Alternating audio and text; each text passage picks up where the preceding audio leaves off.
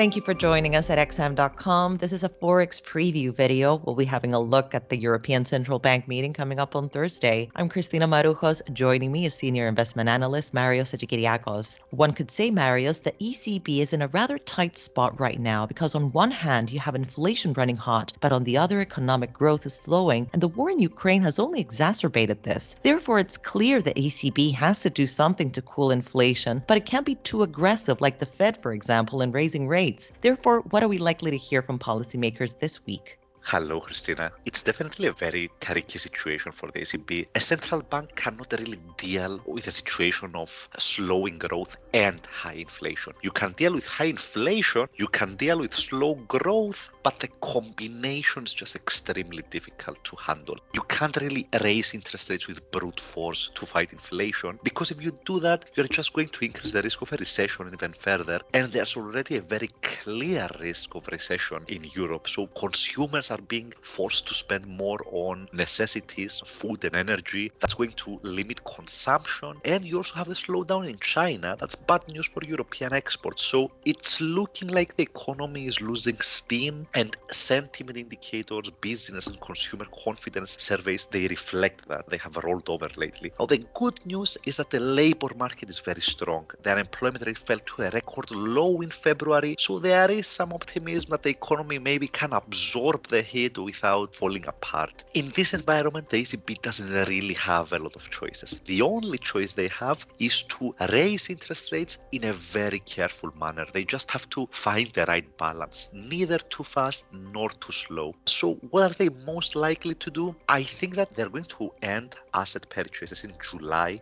That is the earliest possible date according to their own forward guidance, and that would open the door for raising interest rates in September. Turning to the euro now, it has been battered from the war headlines recently, but earlier this week, the first round of the French election rejuvenated it a bit. Is there any further relief for the single currency this week? Well, that's the tricky part. Normally, when a central bank is moving in a more hawkish direction and signaling interest rate increases and so on, you would expect the currency to gain from that. But I don't think this is the case this time. And the problem is the markets have already priced that in. If you look at market pricing right now, 3 rate increases by the ECB are already fully priced in by the end of the year, starting in September. And for September, there's even some probability for a double rate increase. So traders already expect this shift from the ECB. It has been baked into the cake. And in fact, I don't think the ECB can deliver more than what has already been priced in.